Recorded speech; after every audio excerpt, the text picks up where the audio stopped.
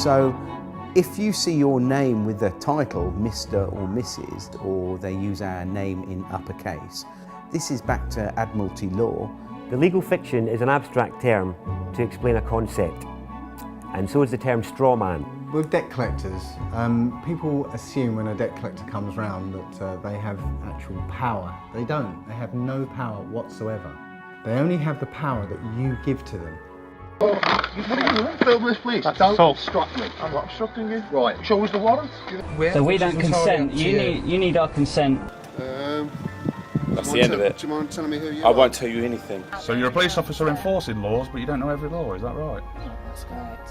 90% of the crime, or 99% of the crime they perceive that is crime, is actually called victimless crime. There is no victims, and crime can only exist if there is a victim. You know, we've seen police officers more interested in becoming debt collectors and enforcing policies, you know, such as speeding tickets and fines and things like that, because they're easy targets. Once you comprehend the difference between lawful and legal, and ultimately what your legal fiction strawman is, the fear of debt collectors, police, and authority just goes away.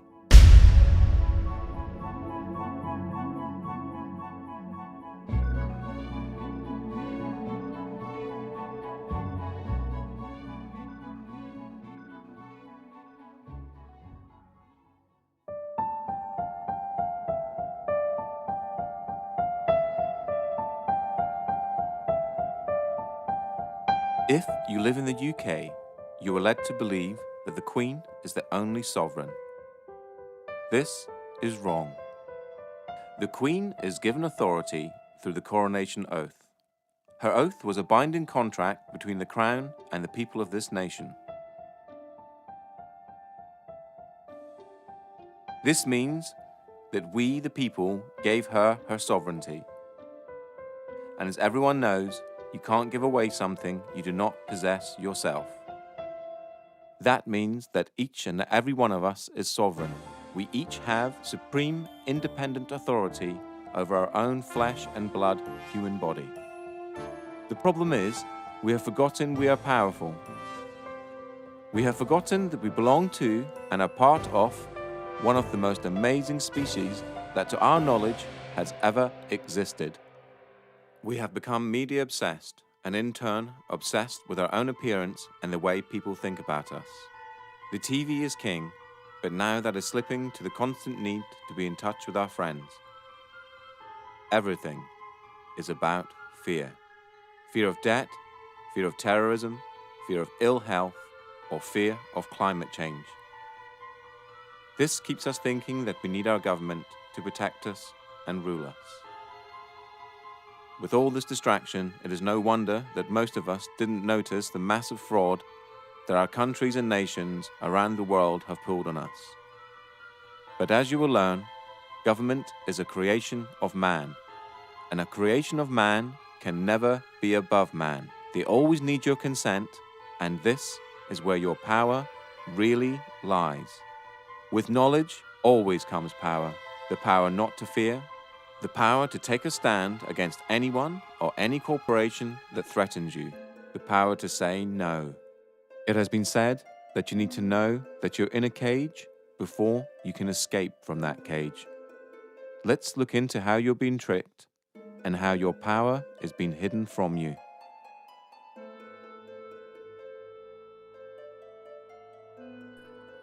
If you've never heard of the terms legal fiction or strawman, then what you're about to learn is something that sounds so astonishing that it couldn't possibly be true. If I were to tell you that paying your tax, getting a driver's license, registering your car, paying fines, and attending court are all optional and that you are conned into agreeing with them, what would you think? All statutes and acts are optional too. Your strawman is a fictitious legal entity created at your birth through your birth certificate and the registration of that birth. Okay, my understanding of the legal fiction, which is also referred to as the straw man, the way I explain it when I do talks, I keep it really, really simple. And what I do, I liken it to a game of Monopoly. Now, in a game of Monopoly, you actually have a little token like a dog or a battleship or a hat, you know, like a little top hat, and you move it around the board. Now, I believe that they actually give us a fictional entity which we can actually use or not use. And I believe this is and a lot of other researchers do as well, that this is your name in either uppercase or with a title. That when each person is born, whenever a human being is born, there's two entities.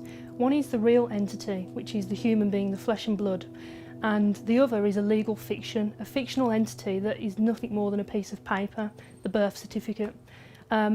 Again, we're duped into believing that these are one in the same, and so we're tricked into representing the legal fiction, the strawman, that birth certificate.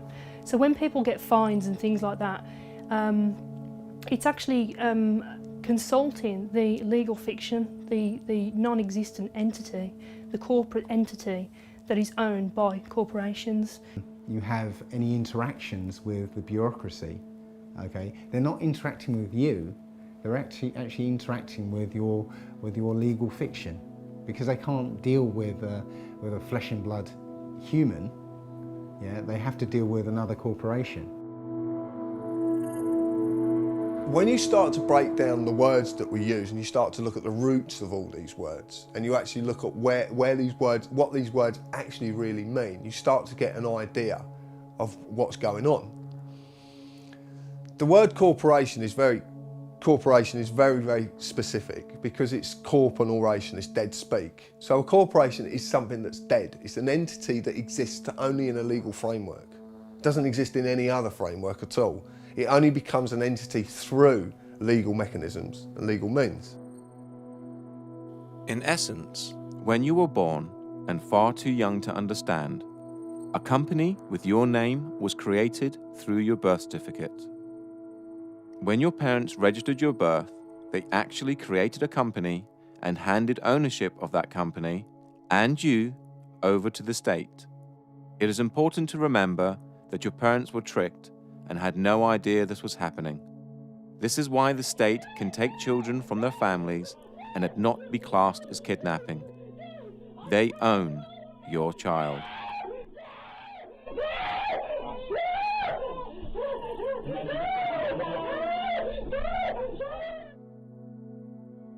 They own 1/10. Because they registered the child, they have 9/10. Possession is 9/10 of the law. But there's 1/10 floating about somewhere. And the government have claimed that 1/10. So when the child, because I've had it from social workers, at least now, 3 social workers on separate occasions have come out of audiences and actually said to me, you're right in what you're saying, is because we have to get the birth certificate within 48 hours of taking the child. And if they can't get the birth certificate, they have to reapply to be able to get the birth certificate. They have to get it, because that is proof of who the slave is, what the slave is. And actually, in legal terms, they're actually only entitled to the birth certificate and not the child. To take the child on the pretense that they are this legal personality is theft. So in legal terms, it's kidnapping. But for social services, can use legal kidnapping, because everything is okay as long as it has the stamp legal applied to it. That includes war, genocide. Anything is okay as long as it's okay, it's legal. The same thing also happens when you register your car. You get a document back saying you are the registered keeper and not the registered owner. So yeah, obviously we've just spoken about registering children, and the other thing that we register though is our vehicles. And obviously either of those can allegedly be taken off you at some point in time, which is quite interesting. The 2 registered items are the things that can be taken. You are the registered keeper of your car. You're not the owner, you're the keeper in their eyes. Now they'll argue that point, and a lot of people will argue that point, but it's quite easy to quell this argument and say, well, okay, if you don't put tax on the car, then they'll come and take your car. Now, in the legal world, taking anything from someone without a legal mechanism to do so is theft. The legal system cannot deal with humans. It can only deal with pieces of paper. Only common law can deal with humans. So at your birth, they created a piece of paper with your name on it, in capitals, just like any other corporation.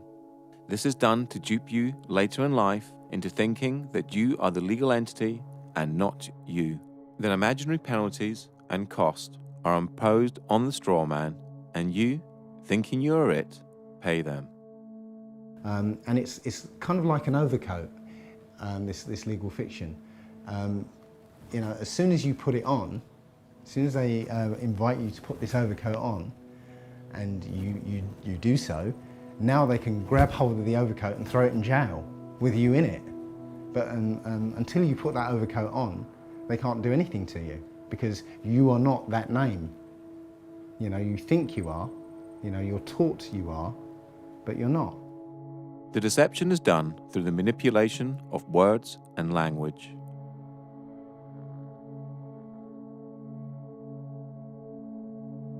But that to me is legalese. It's just jargon that no one really understands, and because no one really understands it, no one ever questions it. We basically have a discussion that everybody is taught incorrect, but because everybody's taught incorrect, they believe it's correct. Legalese is a whole language of its own. It's a complete legal jargon that's not really designed for anybody to understand it other than those that are supposedly supposed to be enforcing it. And it's something that's so complicated that not even police officers understand what they're saying. What is wonderful is that they create their own language called legalese, and it has a completely different interpretation from English. You know, we're supposed to have you know, this sort of understanding that we were within the law, and yet they're not even using the same language as we are. The easiest way to understand legalese is to realize that there are many English words that have more than one meaning, depending on whom you are talking to. If I were to ask you what a person was, you'd probably say a human being, but that's you or I. If you were talking to someone in the law society, i.e. a police officer, lawyer, judge, etc., they have a different dictionary to you or I, and person could mean company or corporation, i.e. the legal fiction. You know, if you tell a lie often enough, it becomes truth, or certainly the perception of truth. So legalese is jargon that nobody understands other than those who actually come up with a jargon that really, really deeply understand it. And even police officers don't understand it, or magistrates, or even judges for that matter.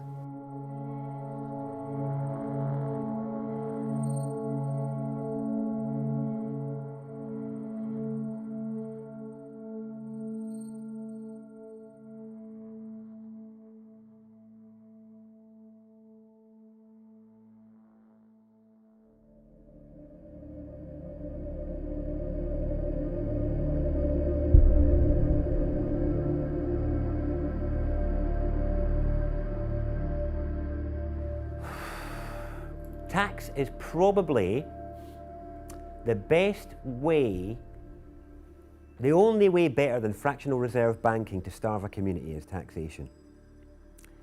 And it wouldn't be that case if the tax was actually spent on the people and on the land, but because it's not, it becomes a starving of the people. This again comes back to corruption. And tax would be fine. We'd be living in an amazing health service, incredible roads, all the rest of it, if all the money that went into the taxation pot was paid for what it was supposed to be for. My understanding is it isn't. The problem that we have is the implications for its non-use is that, other than fraud, it's the only debt that can deprive you of your liberty. It's the only debt that they can put you in jail for is tax evasion or tax fraud, which is pretty serious really, because you can ignore as many credit cards or loans as you like and you can never be put in jail for any of that. But if you try and not pay your tax for a while, they'll really like to let you know about that. Funny thing is, I don't see many representatives of people like Amazon or big corporates that aren't paying their tax in the slammer. Maybe they should be.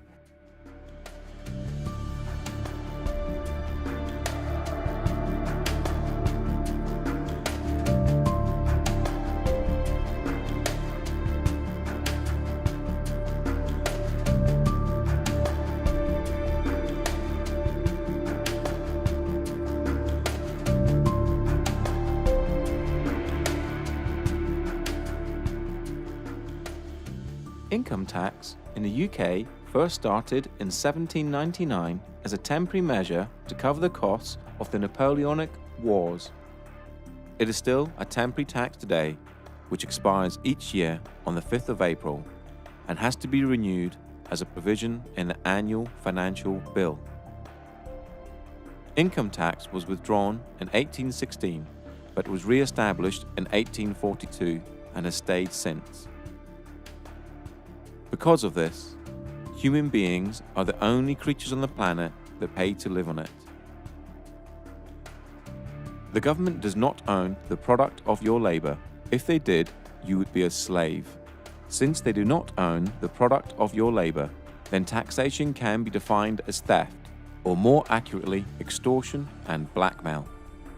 No man can own another, so no man can own the fruits of another man's labor. Most people will argue that it is a necessary evil, and that it's legal because the government say that it is. How else would we pay for hospitals, police, roads, and so on? Well, reaching into your own pocket to help a good cause is noble. Reaching into someone else's pocket under the threat of force is despicable. Here is a quick analogy. I run a construction firm, and I knock at your door and demand £10,000 to build an extension, or I'll take all your stuff and throw you in a cage. Essentially, that's what the government do when they tax you. They say they're going to supply you with services and protect you, but if you don't pay them, just like the mafia, they are the ones that come after you and use force and violence to get the money out of you. The trouble is, most people never look at these situations from these angles, and so rarely see the deception that is constantly being pulled over our eyes. A large percentage of all the tax you pay is used on war, bailing out the banks, and paying off the national debt. It has been calculated that 47% of all your income is spent on tax. You work 5 to 6 days a week and get to keep 54% of your wages. Then you have to pay for your mortgage or rent, gas, electricity, water, food, clothes, and that's just the basics. No wonder both parents have to work and work constantly, unlike families of just 50 years ago. You are a slave, and you're in a metaphorical cage that, just like Neo, you cannot touch, taste, or smell. A prison created by the mind of man. Governments essentially run human farms and feed you the perception of freedom. Governments do not make money within themselves. The government's primary function is to trick money out of your pocket and feed it into their business, so they can carry on with wars, deception, and human farming, all in plain sight.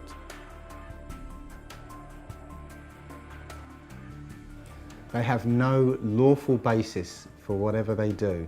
There's, they might claim they have a legal basis. Now, legal is a different thing altogether. It's essentially based on contract. You have to contract with them before it becomes law. This is a prison without bars. This is a prison without big walls to keep them in. It's just a prison of the mind.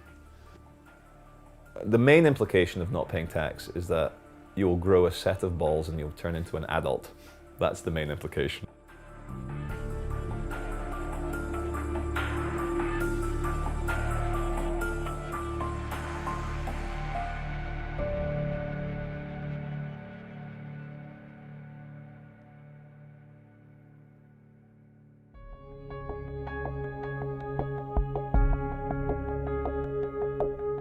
The three functions of money are distinguished as 1.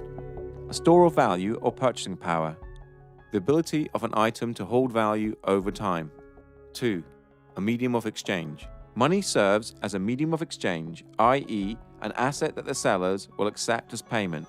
A medium of exchange allows people to eliminate the use of barter. 3. A unit of accounting, a way of placing a specific price on economical goods and services. As a unit of accounting, the monetary unit is used to measure the value of goods and services relative to other goods and services. Money in its modern form arose from goldsmiths who retained gold and other precious metals in their safes and in exchange they gave certificates to prove the deposits.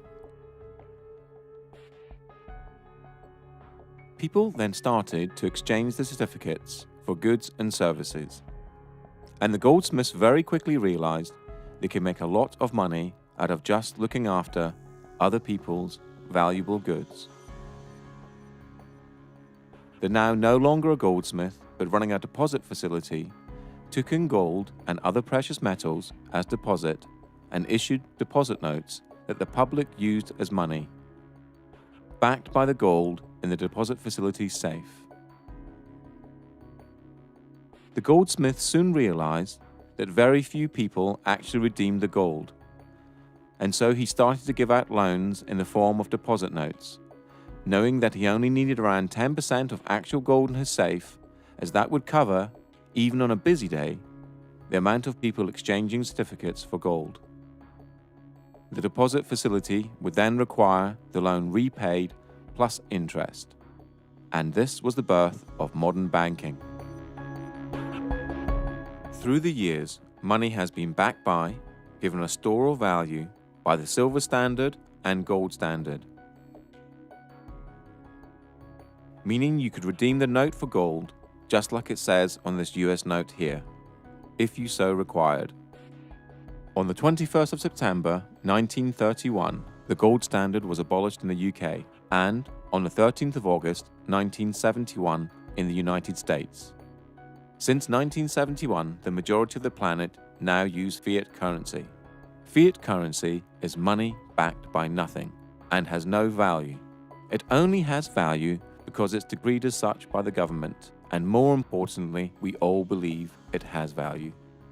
The only entities that have the legal authority to create money are the Treasury and the banks, and they create it out of nothing. Martin Wolf, the Financial Times chief economic commentator, said this: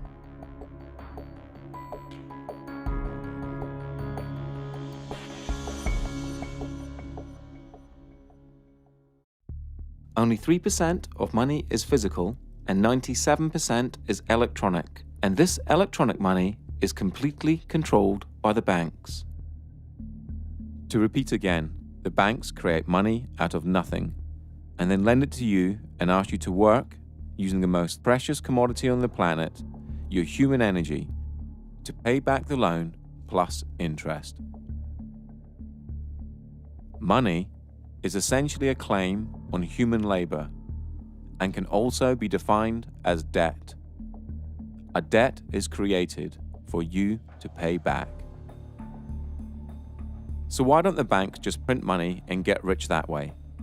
Well, because they need you. They need you to create a promissory note in the form of an agreement.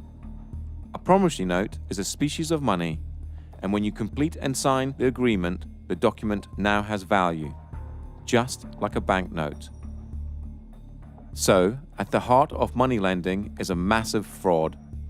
You create the money with the authority of your signature and the creation of a promissory note that the banks then securitize, making them more money. Then the bank makes you believe you have borrowed the money and requires you to pay it back plus interest. Please remember this when you get to the section about debt later on in this documentary. During this documentary, you will hear people talk about promissory notes and bills of exchange. A promissory note is a promise to pay and is created by you, the debtor, and a bill of exchange is an order to pay and is created by the creditor. And they both have value. The way I try and explain the whole crux of the financial system is what I normally do when I'm doing a talk. I have a little bag of marbles and I have 10 marbles in there if I haven't lost one of them. And so what I do, I sort of get the marbles out, show everyone, right, 10 marbles, put them back in the bag. I say, right, is there anyone here that can get 11 marbles out of this bag? And they're all looking at me like I'm mad. I say, well, that's how the banking system works. It's absolutely crazy because what they do, they create a certain amount of money, but then they want more back. But hang on, that interest that they want more back doesn't exist. It can never exist. So two things have to happen as a result.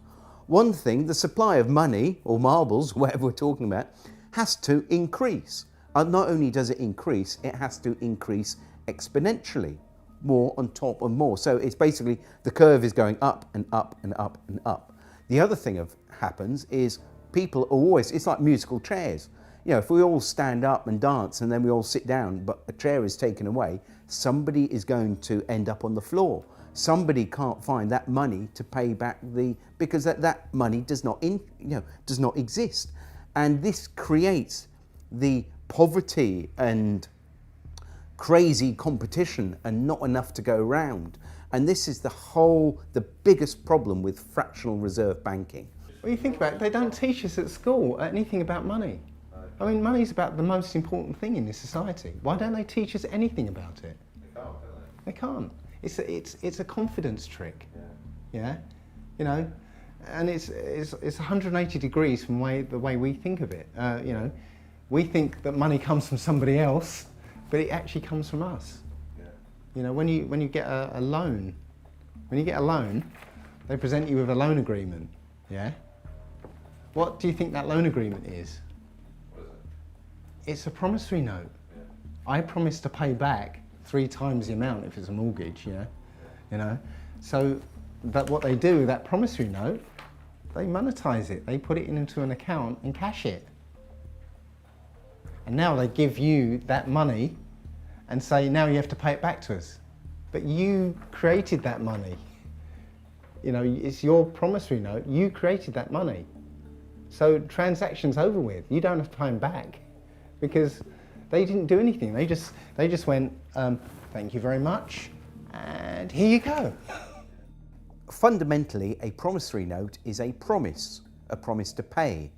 Now, if I was going to give you a promissory note for 2 dozen eggs, that means here's an IOU, the IOU, 2 dozen eggs. Now, it could be on demand or it could be at a set time in the future.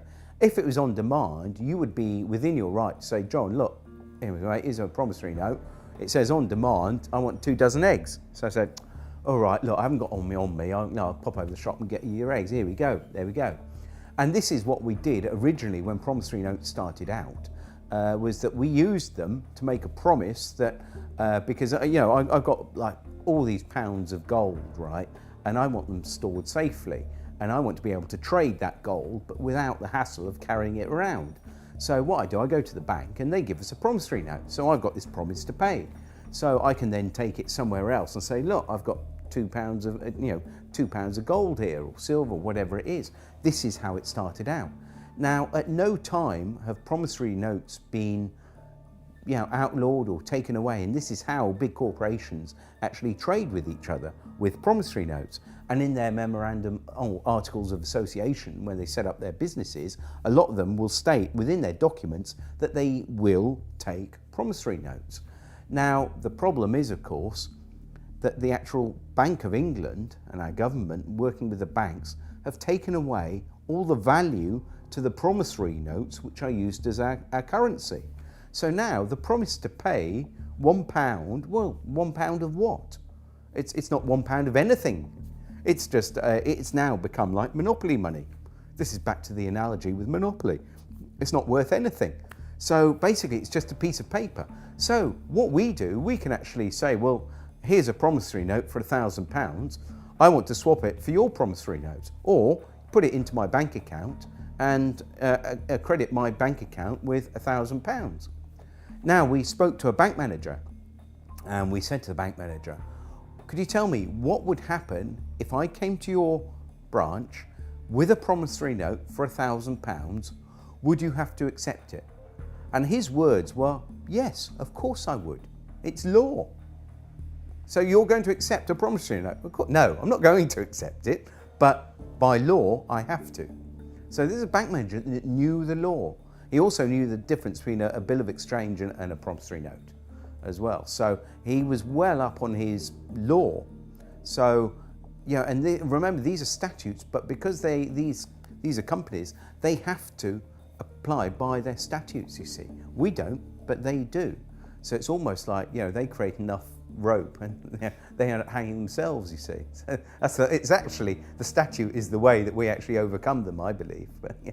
Because this is evolving, so, you know, as we do things, they do things to counter and so on. But this is evolving. The latest one is along with the remittance slip, other people have created a promissory note, which is literally a piece of paper that says, I promise to pay the bearer the sum of blah, blah, blah. And you sign it, date it, and now that becomes a specie of money according to the Bill of Exchange Act. In fact, the money in your pocket is a promissory note. Somewhere it says, I promise to pay the bearer, and there's somebody's signature on it. And it's actually an invalid promissory note because it's not dated. Or actually, that's wrong. That's actually wrong. It's on demand, so it is dated. It's not actually getting away with stuff. This is the thing you've got to get out of your head, because what's really happening is they're getting away with it. Yeah, no, you're right. Yeah, you're just coming back into your power and saying, no, I'm not going to give away my signature anymore. This is what you're doing. Your signature is the most powerful thing on this planet. Yeah, your signature is worth an unlimited amount, and this is the thing we don't realise. We have the power. You can go into a bank, okay, and come away with £100,000 as a loan, yeah? What do they take from you for that £100,000? Your signature. Your signature. Just your signature. You see the power of that signature now, yeah? So with your signature, if you write your promissory note, you've created money. And that money is your promise to pay. Your promise to work, use your energy, yeah? That's all there is. Your unlimited energy. And that is what the money is. And you supply it, not banks.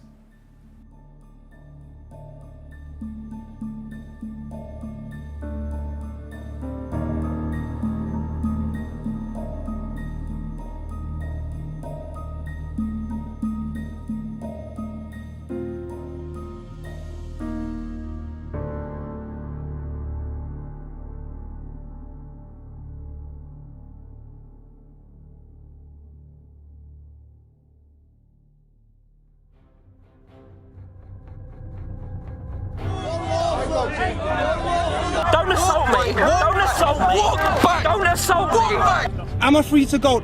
Listen, mate, I'm asking the questions. You're the public servant. Will you take your hand off my car, please? Thank you. I do not consent, officer. I don't consent to a mental promise breaching the peace. But I am sovereign over my human body, and I do not consent to any search. I do not consent to any authority you feel you have over me. I am a sovereign British citizen, and I do not wish to be searched. I am the county court bailiff. No authority. Excuse me, it's our right to film you. It's our right to film you. Yes, it is. Under what law are we not allowed to film you? I'm telling you not to film. Yeah, but you have no authority to tell me not to film. Because we're in a public area. James Parisi with the Quincy Police Department. What is your name, sir? That's good to know, sir. Yeah, what is your name? Well, I don't think that by law I have to identify myself if I'm on the sidewalk minding my own business and there's no laws being broken. You said, look, mate, I can't give you the full section. Can't give you the full section because you can't expect me to know it. Is your words, yeah? And I'm saying, well, if I can't expect you to know it, you can't expect me to know it. Can you show us a warrant, please? I think we've got a warrant for arrest. Can you show us a warrant, please? Show us your documentation. Show us a warrant, please, with a wet signature.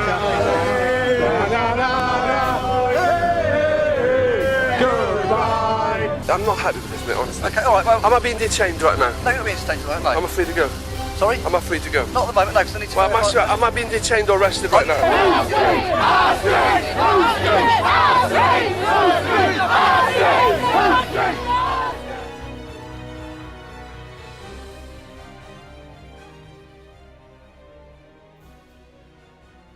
The difference between lawful and legal, as I see, is lawful relates to common law, the law of the land, the law which governs all people, the original law, which is quite straightforward. To me, it's a case of don't cause any harm or loss or damage to any person, and don't cause that to happen to anybody.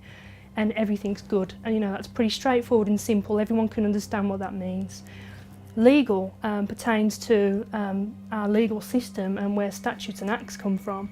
And it's a system that doesn't actually relate to common law. So we've got these two systems running side by side. We've been fooled into believing that they are one in the same, and so when police are policing the streets, we're enforcing policies, acts and statutes which, when looked into, are not actually necessarily lawful. Common law is the law of the land, and laid down over centuries of court cases in front of juries, humans making law for humans. For the severest measure of punishment. Common law pertains to lawful, and anything outside of lawful falls under the legal or no system at all. The legal system covers all statutes and acts and civil matters. Things like owing money to banks, not paying fines or tax. Basically, anything that isn't criminal. For there to be a crime, there has to be an injured party. In this case, a human. And there are three basic principles that all law needs to apply to. They are as follows. Do not breach the peace. Cause no one else any harm. Cause no one else any loss. Do not use mischief in your promises and agreements. Apart from that, everything else is free rein. Lawful refers to the natural law, the law of the land. Okay, and that's not causing any harm to anyone, obviously not stealing from anyone, and not using fraud in your contracts. So basically, you're not doing any harm or trying to get one over on anyone else. Legal refers to the statutes, which I mentioned earlier, and the statutes are basically all the rules of society. And not just, we haven't just got the UK statutes, but we've got all the European statutes. So you've literally got tens of thousands, if not hundreds of thousands of laws, which every day, we could be breaking without knowing. We all know that you can't go around raping and killing and murdering and invading. We don't need fucking laws for that. Like, we'll deal with that as it comes. But anything other than that, what you want to smoke, where you want to live, where you want to take a shit, who you want to insult, not a fucking other adult on this planet. Like, what are you, my dad? Are you my fucking dad telling me what to do? Like, that's how I feel now when police or control freaks try and give it to me. Legal is essentially according to contract. You have to, the rules that are sort of handed down to us, but you have to contract with them before they become law. And that law is contract law. You enter into contract, you're bound by it. So yeah, it's two different things. One's overlaid on top of the other. Parliament has no say in common law and is bound by it. So they create Acts of Parliament, and in the US, Acts of Congress. Because government is a creation of man, and a creation of man can never be above man, they need your consent before they have the force of law. The principle of by consent, if people don't realise, is that we obviously have police because we want them, and that we only have to do what they say if it's reasonable, if we consent to what they're asking to. That is the principle of it for me. Obviously, the larger issue is the assumption that everybody who's walking on this land has given consent to be policed by these people. And that's an assumption that most police officers in this country live by without realising that it's not true, and this is where diplomatic immunity is a good example of where, well, actually the consent isn't given and the police don't have the power to act. Another good example that shows it's all about jurisdiction is that our police have no power at all at the American embassy. But that's on our land, isn't it? And that's another example. Embassies are a good example that shows that jurisdiction is portable. It's not tied to land, it's tied to the party. So I can carry my jurisdiction with me, which is the whole principle of sovereignty in general. My understanding of policing by consent is that, as I said earlier, when a law is passed for it to be lawful, it has to have the consent of the people. People have to consent to that law and consent to abide by it. But unfortunately, I think we're in a system now where that obviously doesn't happen, but people don't realise that by verbally agreeing with, let's say, a police officer in relating to a parking ticket, that you're entering into a verbal contract, and by agreeing with what the officer is saying, you're consenting to being bound by the law, or whatever the law is. And people, when we say words like "do you understand," when a police officer says to you, reads the caution and says "do you understand," what they're actually saying is, do you stand under our authority? Now again, you know, I didn't know this as a police officer, and even the words that are spoken as a police officer, police don't even necessarily understand themselves.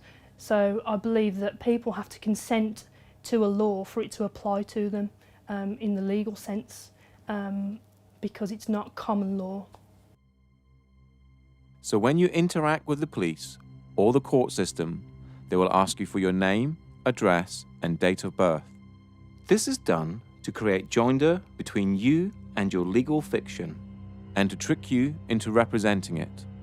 Once you agree to represent your legal fiction, now they can deal with you. They can only apply their legal mechanisms if they have the name of the slave they're dealing with. If you state, well, I don't want to give my name, then they can't apply the mechanisms to you because they have no name for their paperwork. And remember, all their systems work via paperwork. It's all paperwork. I think you might be wanted. Well, if I'm wanted, what's the problem? Could be arrested. Well, then arrest me then, innit? I need to establish who you are. No, you don't. If you think I'm the person that's wanted, arrest me, innit? Where do you live? Tell me your date of birth. What? I want to start. I'll give you up. I want your details now. Lock me up for what? Give me your details. Lock me up for what? Give me your details. Lock me up for what? Lock me up for what? Give me your details. Well, get my details. And I tell you this as well. Yeah, I tell you this as well. I'm not a criminal. I'm a peaceful man sitting out here. I just burn down the system of corruption and pollution that we are represent. But in the meantime, I'll leave you to it. But obviously, if there are any problems, then I might have to come back and obtain your details and speak to you further. Look, you have no right to just leave me to it. You have no right to say you're going to come back and ask for my details. I'm me, he's him, yeah. You're you. That's our details. Oh yeah. Am I obliged to give you my details? We've spoken to you. Yes. Okay, we've asked you to leave the store. Yes. Wait a second. Give me your details. And you have my details. Am I obliged to give you my details? You're not obliged to give me your details. Oh, great. Okay. Why? How you define yourself under the sex-bound ethnicity? Am I obliged to answer that, sir? Entirely up to you. I do not wish to answer any questions, sir. You don't have to. I'm just asking you. Am I obliged? You're not no, obliged. I'm not obliged. No comment. Okay, that's fine. What are you doing? Am I obliged to answer that, sir? No. No comment. Okay. Are you going to answer any of my questions? If I'm obliged, I will, but if I'm not obliged, then I won't be answering any questions. Oh, that's fine. Are you going to tell us your name or not? Am I obliged? And then you're getting out your van and coming over and trying to intimidate me. Go back in your van and go away, there'll be no complaints. Stay here, I'll be speaking to your sergeant about all of you. Right, so you're demanding now, are you? Or are you requesting that I give you my details? Right, well, I would politely decline your request. Why is that? What's your reason for declining? Privacy. You got an ID or driver's license on yourself? Yeah. You see it with us? Nope. Not gonna do it. What's your name and badge number? Officer Carlson, ID 7345. Okay. Am I being detained or am I free to go? Free to go whenever you want to. Thank you, sir. I'm asking you again, am I obliged to give you my details? I'd like to, because I'm going to do a name check. I got it. I'd like to see if, I got it. if you're banned from this area or okay. whatever. Well, I'm asking you again, I know you'd like to, but the reason, just to explain to you, the reason I don't like to give my details is because I don't trust where those details go. Do you understand? You well know as well as I know, sir, that in order for you to ask me my name, you have to suspect me of committing a crime. You know and I know that you don't suspect me of committing a crime. You're just poking around where you don't belong. Okay, is there a problem, officer? Constable. Basically, under section 163 of the Road Traffic Act, I'm allowed to check your documents. Of course you are. And I know I'm not obliged to give any details whatsoever. However, I'd like to know, is there a problem? I don't even have to speak to you unless you're going to arrest me, mate. You got some mental health problems? No, mate. No, I just know my right to remain silent. Well, No, I didn't. Yes, you did, mate. When the camera was not on. That's what you said. Have you got Okay? a contact phone number? Right, no, I haven't got a contact phone number. I'm not obliged to give any contact phone number. All I would like now is my card back. I'm not accepting any paperwork from you guys, and I want to go on my way. I'm going to be detained right now. Legally, yeah? Legally, you're meant to confirm your name and address to me. Lawfully, hold on, lawfully. Lawfully? Yeah, lawfully. You're supposed to answer me. You're a public servant. But yet what? No, you can't see my ID. Can I see your ID? I'm glad you brought that up. Can I see your ID? I see your... I haven't got the vehicle. You're going to have to give us your details, okay? I don't have to give you any details. You're going to have to. Call the sergeant, mate. I don't have to give you any details. No, ma'am, you may not. I am talking to you, investigating something now. I can't... You're investigating me for what crime? I didn't say it was a crime. Okay, then there's no probable cause or reasonable suspicion for me to provide it. Because... And then what would you do if I was to say that I don't have a name? Like, how would you look me up or anything like that? Well, we wouldn't. Because if I stop you like this to have a chat, and I ask for your name, you don't have to tell me. Yeah, no, I'm just glad you know that, because a lot of police officers where I'm from don't actually know that. You don't have to give me a name. The only time you have to give me a name... You've caught me breaking the law. Or, well no, even then you don't, because you can be booked in as unknown. I suppose, I could replace. The only time you're legally obliged to give your name, address and date of birth is when you drive in a car. If you haven't broken any laws, you don't have to do anything. You don't have to interact with the police if you don't want to. If they come up and try and engage you in conversation, and you haven't done anything, then you don't have to engage in conversation with them. You can you're free to walk away. If they want to detain you, they need reasonable grounds to do that. And if they don't have reasonable grounds to do that, then they're actually in breach of their oath, and they're liable. With statutes and acts, the consent of the people, those are the people that's there to govern, has not been obtained. And so, it's frowned upon. It's very much a grey area, and police are being used to enforce statutes and acts of the legal system, and not really understanding what that means and what it means as a police officer to police. I believe that Black's Law Dictionary states that a statute is a legislative rule of a society given the force of law by those who consent. So a statute it doesn't actually say a statute is a law, it says it's a legislative rule of a society given the force of law, but only by those who consent to being in that society or consent to the fact that consent to the law. So if you say to a policeman when they stop you, I'm sorry, I do not consent, I do not understand, that is, I do not stand under you, then you can step away from that. But it's important that you uphold the actual natural law. And of course the policemen and magistrates and also the Queen, they all state oaths to the law of the land. So you can ask an officer if he's actually, are you on your oath? So it's important that we can actually get them on their oath, because they don't swear an oath to uphold the law of the sea or statutes. They swear an oath to uphold the law of the land. If you're pulled up by the police and the police say to you, can I have your name? And you say no, which officially you don't have to give your name. It's actually on the Metropolitan Police site itself. It actually says you don't have to answer their questions.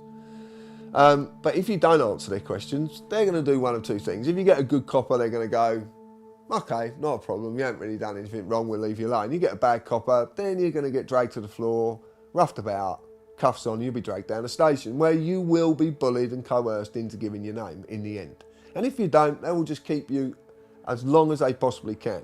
To lock any human being in a room that they can't leave, and especially in a room that has the very, very bare essentials, is torture. So remember, if you haven't broken any laws, no one has the right to tell you what to do. We are all equal in the eyes of the law, from the Queen to the police and to you or I, and we are all innocent until proven guilty. So if a policeman stops you in the street and you haven't broken any laws, do not comply. Always ask, am I detained? Or, am I free to go? Do not give your details and ask if you're obliged to. If they do try to search you or arrest you without your consent, tell them you are doing this under duress. If you have not broken the law, do not comply. Only interact with the police if you wish to. If you do not wish to, do not consent. The more of us that do not comply, the less likely this country will become like Nazi Germany or Communist China. The police swear an oath to the Queen, so ask them if they are under their oath. If they reply yes, they are bound by said oath and can only uphold common law.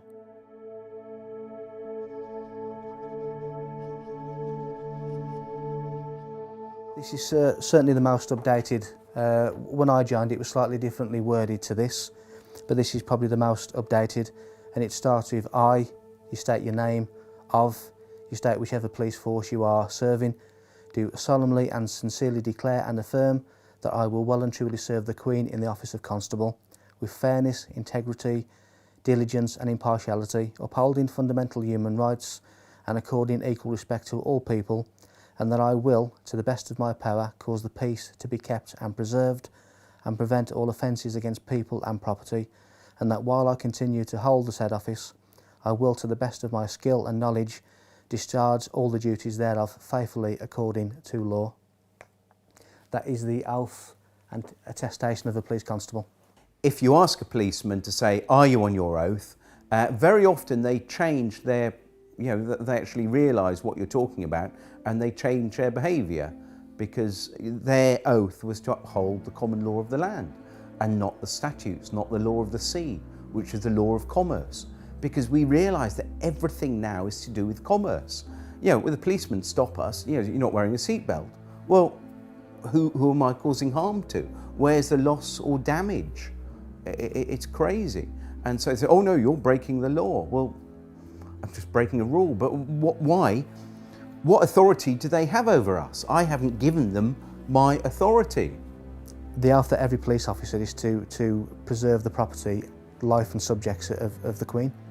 Now that to me is people, property, disturbances, breach of the peace. That's how I understand the office of constable to be now. It's basically an oath is a promise. I promise to enforce the law. I promise to serve Her Majesty's subjects. I promise to prevent them as much as I can, prevent them from being harmed, to prevent their property from being destroyed. That to me is the oath of a constable. Police take an oath when they join the service. Again, they don't really understand what that means. It's not explained in any details. It's kind of a grey area. You just take it to mean whatever you want it to mean. But it's all been set up to allow the system that currently enslaves people to carry on enslaving and to further that enslavement into every aspect of our lives. Hey guys, so I'm here at Parliament Square for the Occupy London protest. I've just come over to a group of police officers who are protecting and serving the people today.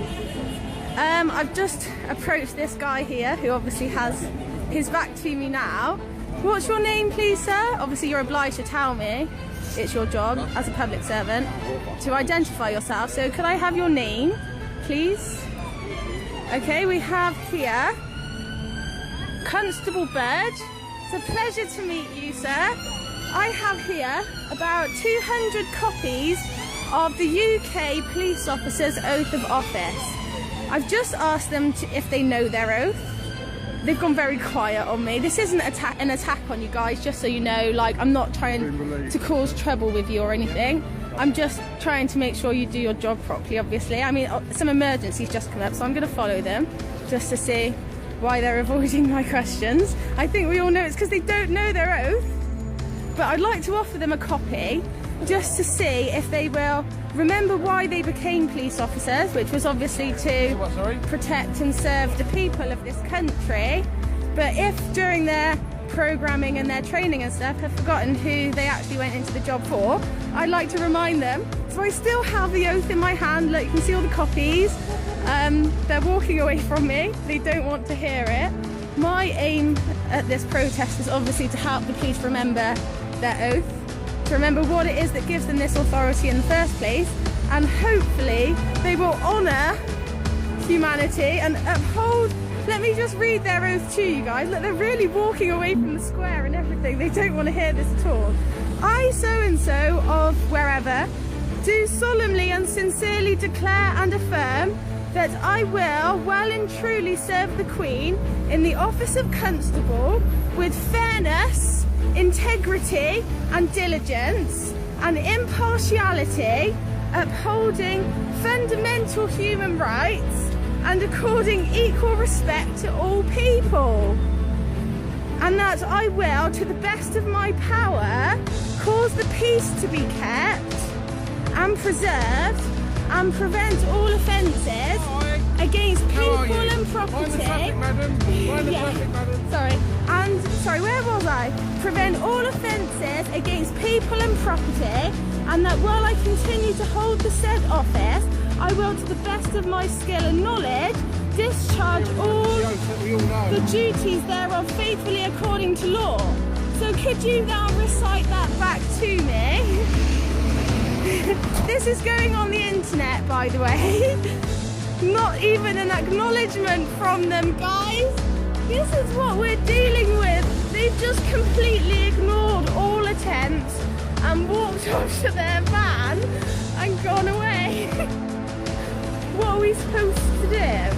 I'm not giving up. I've got about 200 copies of their oath of office that I'm going to give out to them, and I'm going to ask them to uphold it and say, will you honour this oath and remember why you started this job?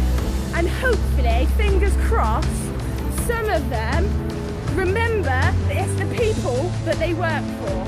So wish us luck, guys, because we're on a mission to convert these guys to truth and love. Wish us luck.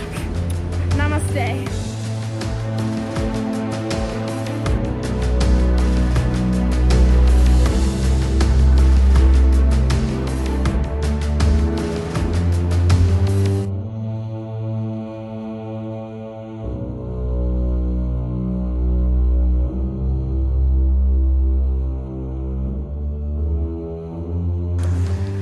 How are you insured? Excuse me, take your hands out of my camera. Today.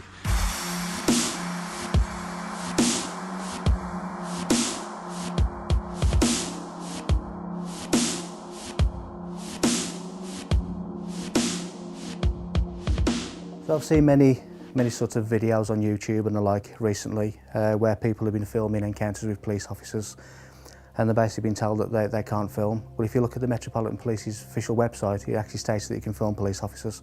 If it's in a public domain, if it's in the private domain, then obviously that may well be different, because there's certain laws of corporations and whatever that may prevent that. But certainly if you take a camera or a phone and you record the encounter, there's nothing illegal about that at all. It maybe help as a witness as an accurate account of what's being said, so there's sort of no ambiguity at a later stage. But certainly not illegal to film anyone in a public domain. There are simply no laws preventing you from filming in public. This also includes the filming of the police performing their duties. Here is a letter that was sent in 2010 to all police stations regarding filming in public. Dear colleagues, guidance for photographers.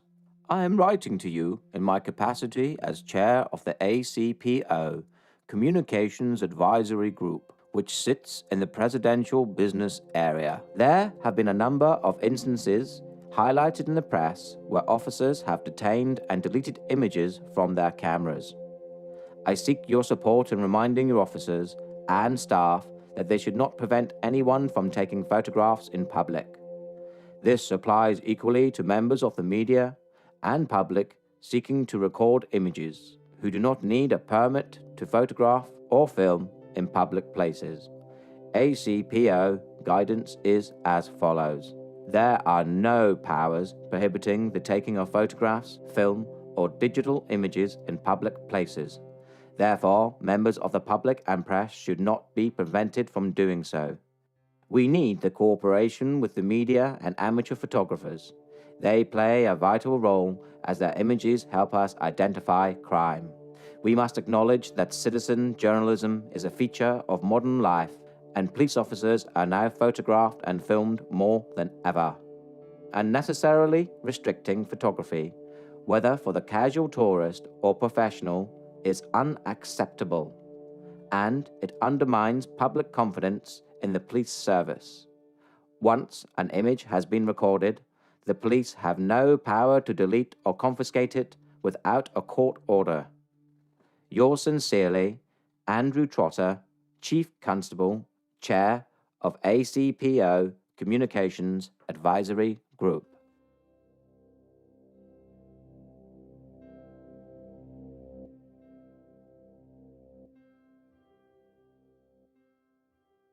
As a professional television cameraman or a member of the public, I am allowed to stand in the street and shoot. I don't need 4 police officers or wardens or whatever you are when I stop to do this. This is absolutely bloody ridiculous. And I'm fed up with every single time that I do this of being stopped and being questioned and being treated like some kind of criminal.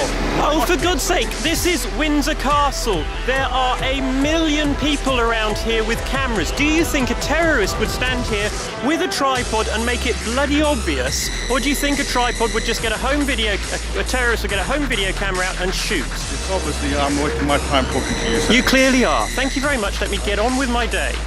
I'm not arguing, I'm asking you a question. Can I film anything in public, in the public? If it's against the law to film in public, then everybody with a camera would be breaking the law, wouldn't they? What is the actual law saying I'm not allowed to film you?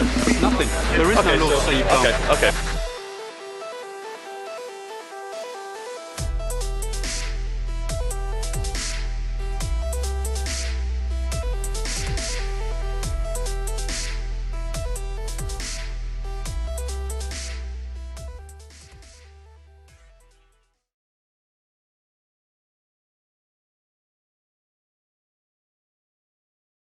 There is only one act that gives police blanket powers to search the public, and this is Section 60 of the Criminal Justice and Public Order Act 1994.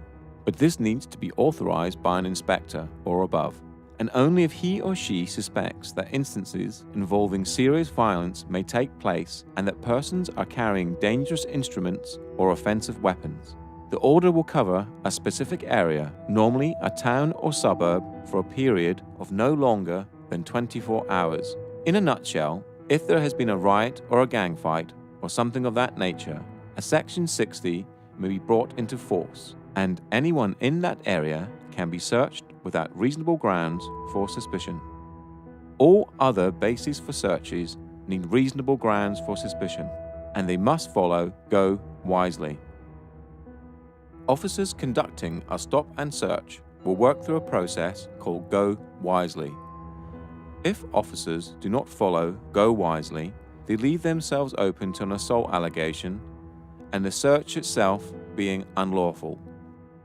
The police currently have over 20 stop and search powers. They are mainly for weapons, drugs, stolen property, or articles intended to damage property.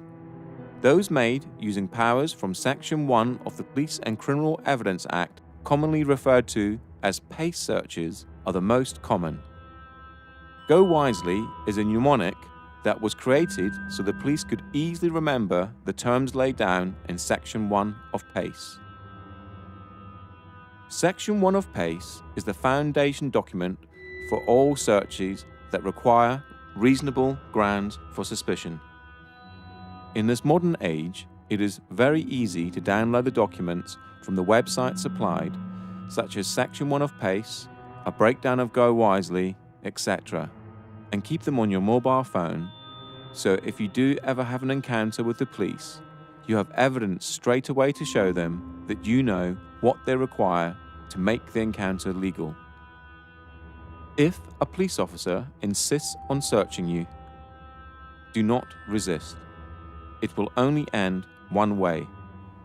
Tell the officer that you are alarmed and distressed and you are being searched under duress, and make it very clear that you do not agree with the search and only sign the paperwork if you want to.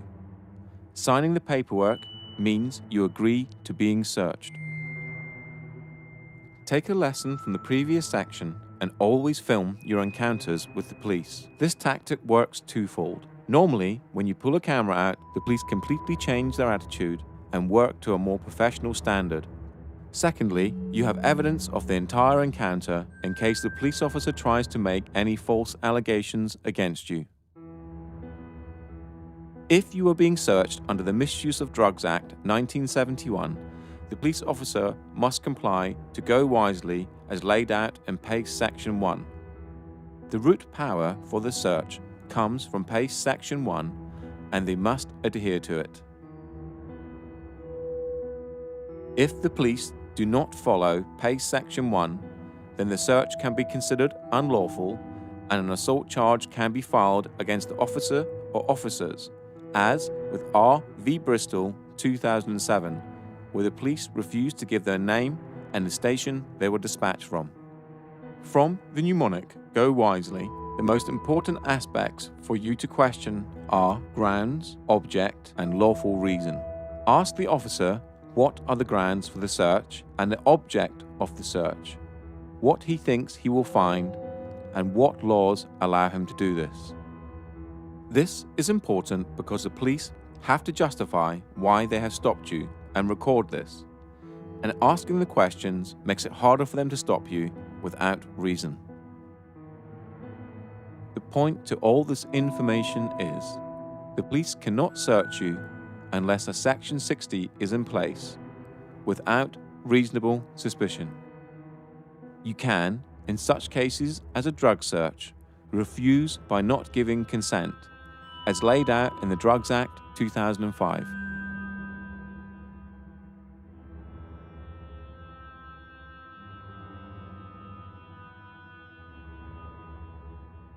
Here is an example of how this information can help you and possibly make the police treat you with a little more due diligence. If I can be searched under Section 23, misuse of drugs. I do not consent to the search. You don't get a choice, my friend. What do you mean I don't get? Wait, hold on. I don't consent to the search, and you just told me I don't get a choice, yeah? Wait, you're telling me I don't get a choice, yeah? Wait. Because you're a public servant. I'm going to let you search me after you answer my questions. You're telling me I don't have a choice, yeah? That's what you're saying. I don't have a choice, yeah? What I'm saying to you is I don't have a choice. No. You're a public servant. I'm allowed to record you. And plus, do you know what? You can take my phone and smash it. This is live streaming. You can take the phone, it's live streaming, it's saved straight into my laptop. So you can try to confiscate it all you like. I've got you on camera. You just said I don't have a choice. Don't touch my phone, that's assault. You just touch my hand. If I did that to you, I'll get nicked for assault. Don't do it to me. Well, I'm not here for nicking people for assault. Yeah, well, don't do it to me. Okay. What I can technically do is see that as evidence. You can't. Yes, I can. No, you can't. It doesn't matter because I still got it on my laptop. It's a live stream. Go on. What you searching me for? What you searching me for? You come out that bin. Yeah, his hand's gone down. He drops something behind the bin. All right. Yeah. All right. Yeah. You. Okay, which gives me the reason to believe the fact that you're down an alleyway for no real reason. I just told you, yeah? I'll tell you what I'm going to do. We're going to walk up to that bin. Yeah. And if I see anything down there, yeah, all right, I'm going to turn a pair of you over. If all I right, don't, cool. then we're good, yeah? Walk up then. You walk up. I'm going to walk after you, my friend. You're a public servant and you're not following your duties properly. Listen, our duties, okay? Your duties are to uphold the law of the land, and that's it. Nothing else. Nothing else.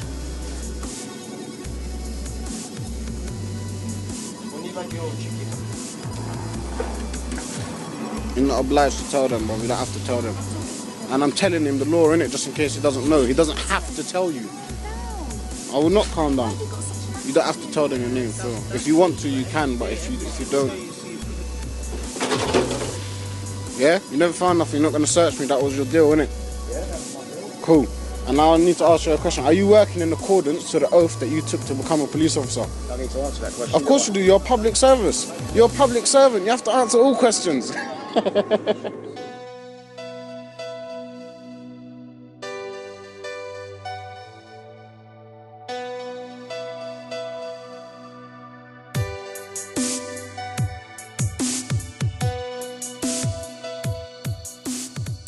How do you feel about being searched for knocking on the door? I feel like an animal. I feel like I'm being thrown against the wall and told to empty my pockets. Yeah?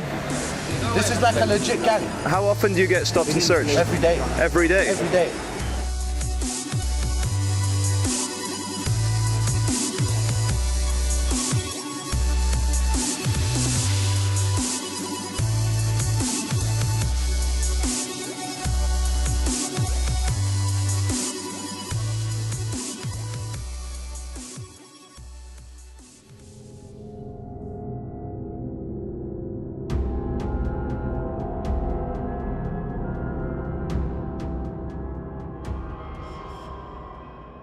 If you are being stopped by the police under Section 163 of the Road Traffic Act, which allows the police to stop a person driving a mechanically propelled vehicle, you could argue that you are not a person and that you're not driving, you are just travelling, which would all be true but will probably get you nowhere.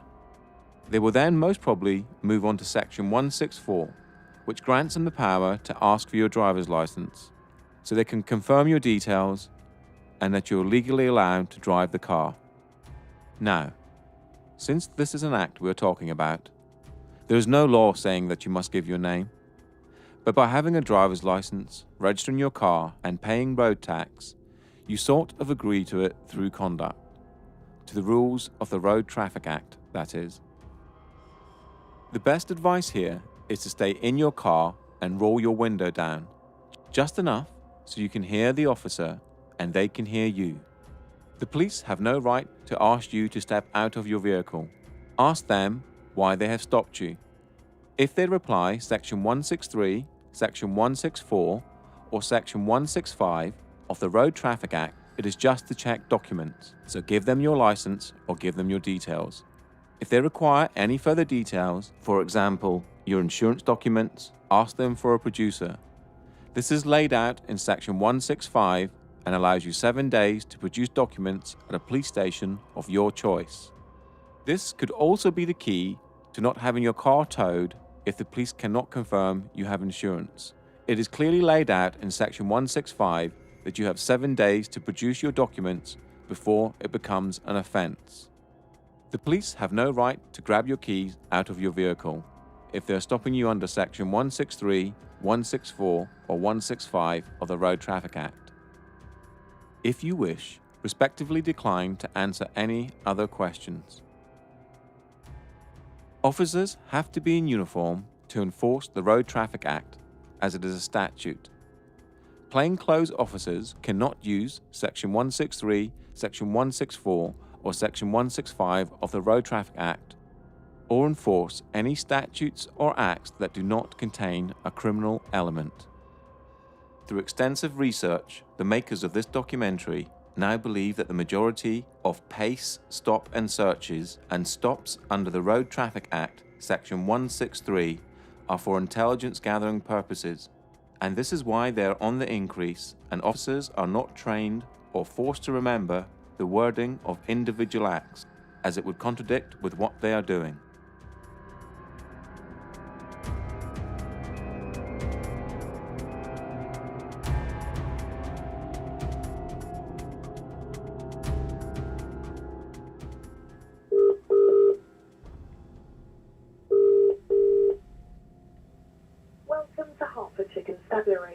If you know the name or the warrant number of the person you wish to speak to, please press 1.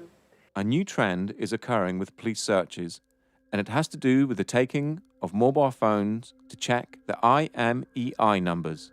Right, Sarge? How you doing? You okay? I'm fine, thank you. You don't want to give the officers your details? Yeah.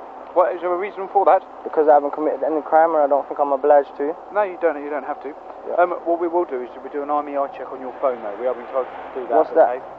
Check your phone to make sure it belongs to you. It belongs to me. It was given by my girlfriend. Yeah, we're entitled to do that, okay? Okay. So if you can hand your phone over to the officers and we'll do a check on that. Okay. You have to do that? Sorry? Am I obliged to give you my phone? Yes, you are. Alright. We're checking to make sure it's... I've got that on record.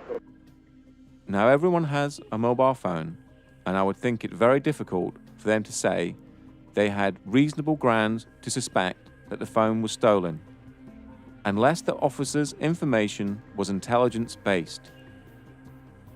After an extensive search online, nothing came up, so I called the police to ask them. Here is that conversation.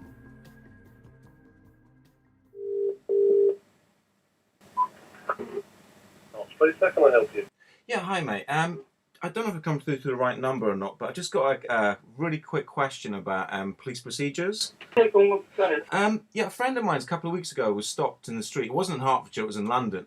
But he was, when he was stopped, they took his mobile phone off him and said they were doing an IMEI check. What is the legality behind that? Because I couldn't see anything online on the website or on the police website or what act it is or what powers they're using to do that.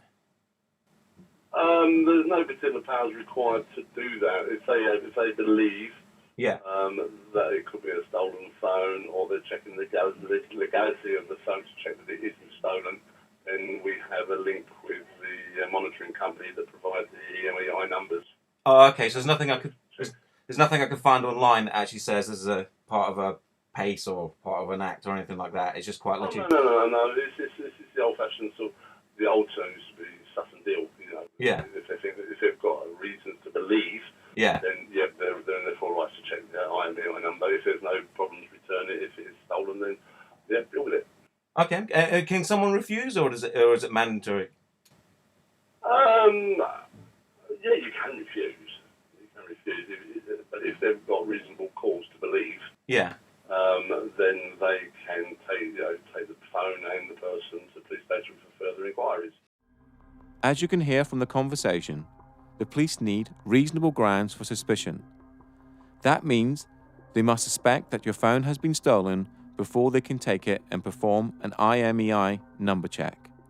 This seems to be a new police tactic to try and gain your details through underhanded and mischievous means.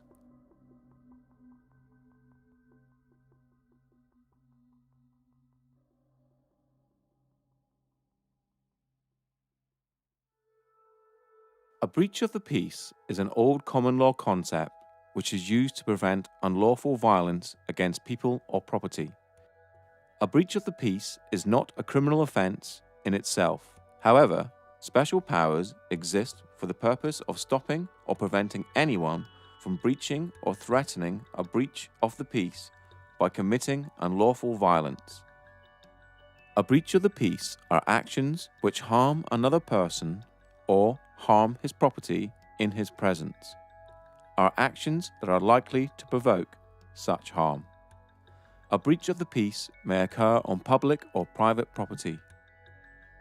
There is no criminal offence for breach of the peace for which someone can be prosecuted.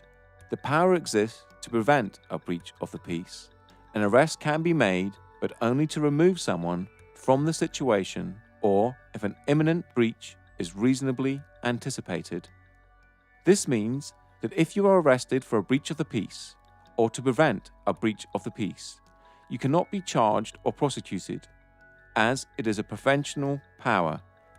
A breach of the peace is covered more extensively later in this documentary in the section regarding bailiffs.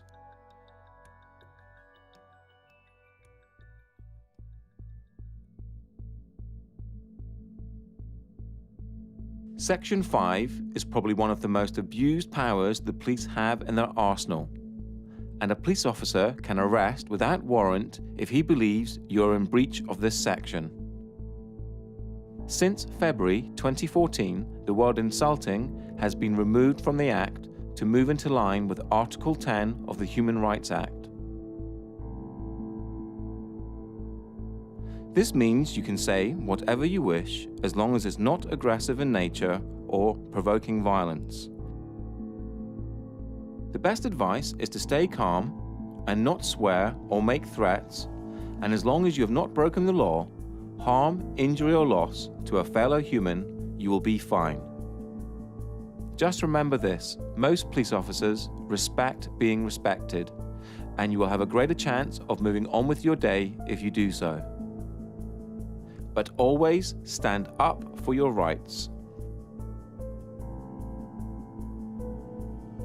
These are the most common types of police interactions, but there are many more acts they could use to try and stop you in your everyday life.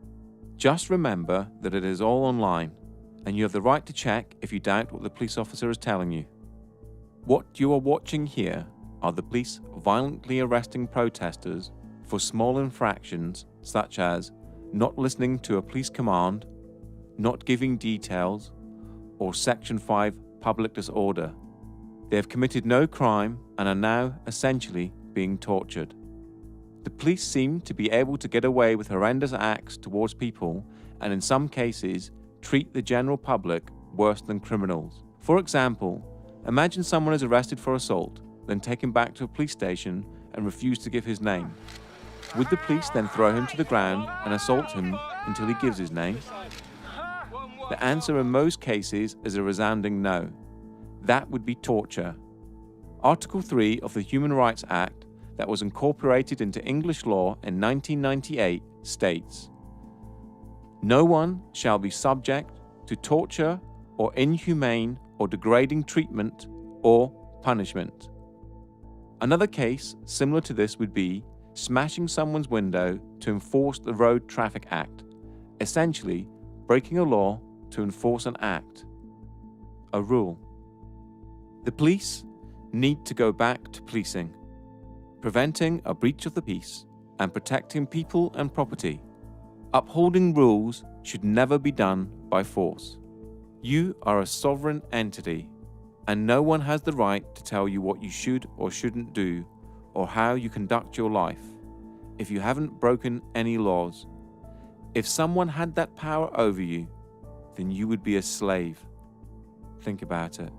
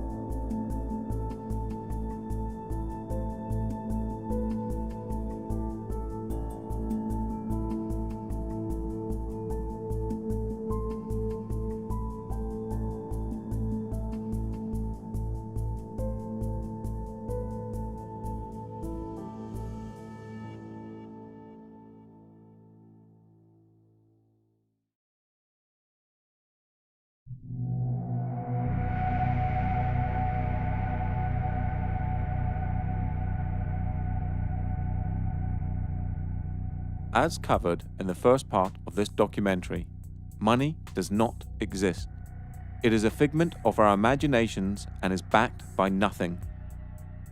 When you borrow money from a bank, they don't take it from their vault and give it to you.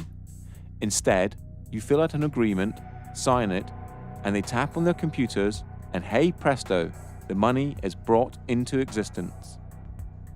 For a contract to be legal, it must have equal worth.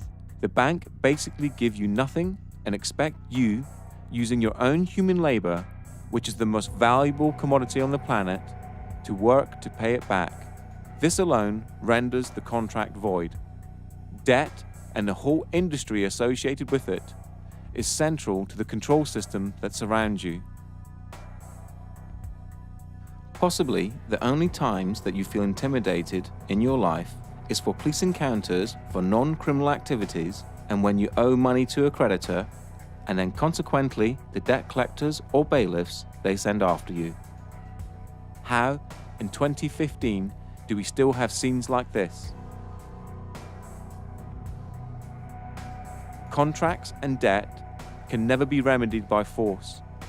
We will show you that debt collectors and bailiffs have no powers except in very extreme circumstances, and only as a last resort, meaning everything you're watching here is completely unlawful. Even when force is authorized, it is classified as reasonable force and cannot be used against a human. Owing money is not a crime, and you can never go to prison for not paying a debt. The whole of the debt industry runs on fear and ignorance. So now when debt collectors call, the first thing, well, not that they call me anymore, but if they did call me, I think now the first thing I would do is say, thank you very much for paying off my debt. That's really kind of you. And they say, what do you mean? I said, well, you bought my debt. You might have only paid 10p in the pound for it, but as far as I'm concerned, you've paid off my bank account. Thank you very much. I really appreciate it. So yeah, and the great thing is you can have a laugh with them, because you don't take it. What happened when they first started calling me, I used to get really nervous and my voice would start going all wavy. And, you know, my heart would start going, and I'd be on the phone to them because I felt really guilty, because I felt I'd done something terribly wrong, getting into debt, you know. And then I realised that the whole system is designed to get us into debt, and designed to, the fact is the debts can't be paid off. And every single politician that comes on the television and says, oh, we've got to make cuts, and, you know, we've got to do this, and they're trying to cut our little local hospital down here in Swanage. Well, the fact is that it doesn't matter how many cuts we make, we can never pay off the national debt. Or we can't even keep up with the interest on it because it's growing exponentially.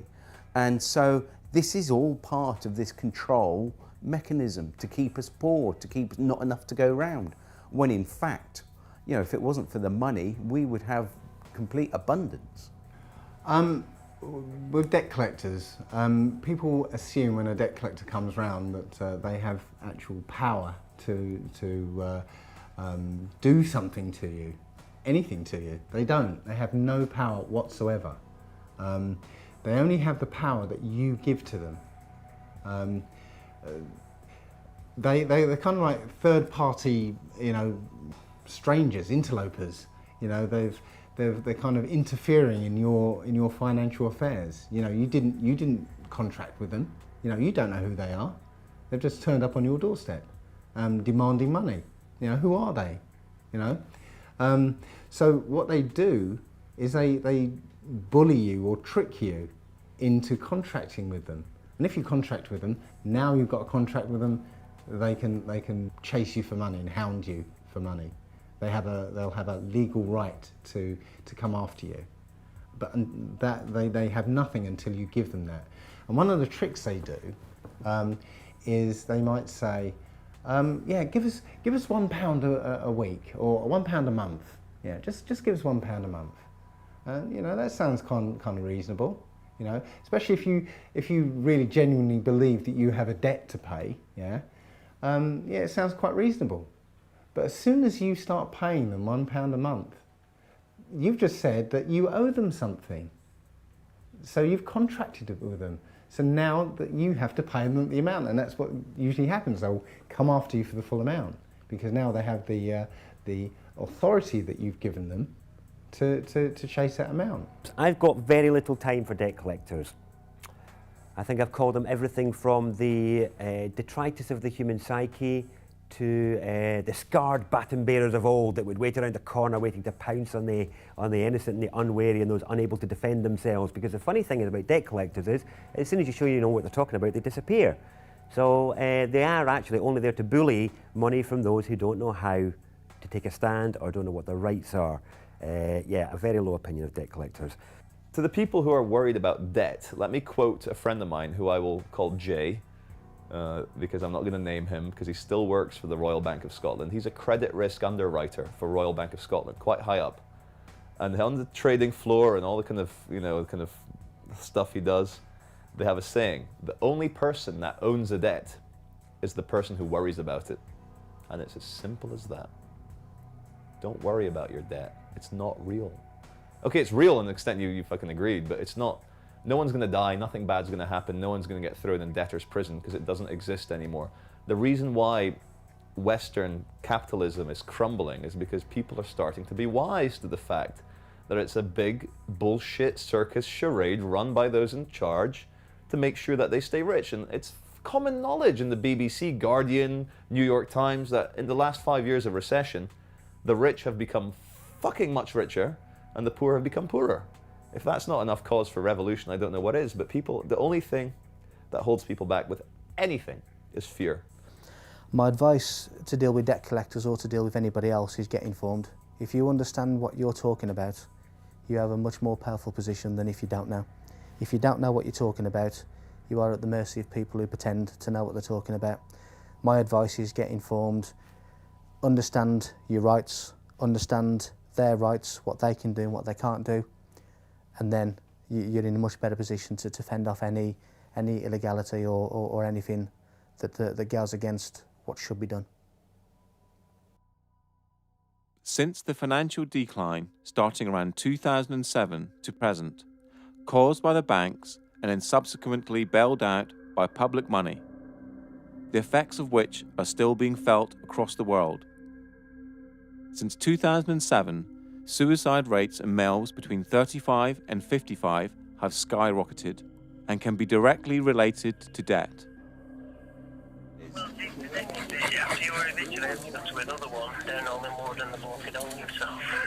Oh, right. So you had to go to another eviction in Hollywood and the bloke had hung himself? Oh my Oh, gosh. no. It's not good, is it? Really? It's not Seriously? good. Our heart goes out to Bloody everybody. hell. Everybody. Right, well, I'll just make this question. That's what they're doing to people. This is what's going on. Have you finished it? Also, suicide rates in postgraduate students has risen drastically and can be directly attributed to debt. Before we continue, you must realize that no one has power over you. The system that surrounds you is just an illusion, created by the mind of man. Owing money or breaching a contract can never be remedied by force. And in this game of cat and mouse, knowledge is your most powerful weapon.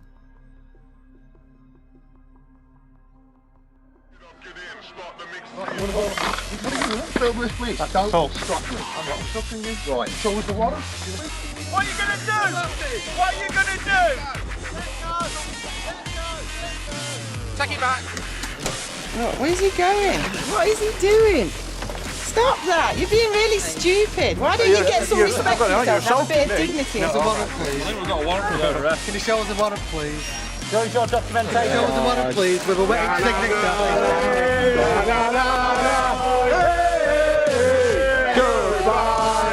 Okay, no, sorry, I'm just asking you as a human being to another human being, my dear. I just wonder what would motivate people to work for debt collection agencies. Because all you do is hassle poor people. So you've not got the original credit agreement with a wet ink on it, so you've got no proof of claim. Have you got the deed of assignment made? Well, the reason is, all the other debt companies before you tried to get some money out of me and didn't manage it. I'm just wondering what makes you think that I'm going to pay you anything. So what the council's done is handed it on to a different set of private bailiff called Marston, High Court Enforcement Officers and Certified Bailiffs. Right, I'll just tell you something now, right? Council tax, yeah? You cannot force entry. Go and bully somebody else. Yeah? I hope you enjoyed wasting your time. See ya! See you later! Bye-bye! See how fucking quick. Hey, see how quick he just fucked off. Horrible, aren't they?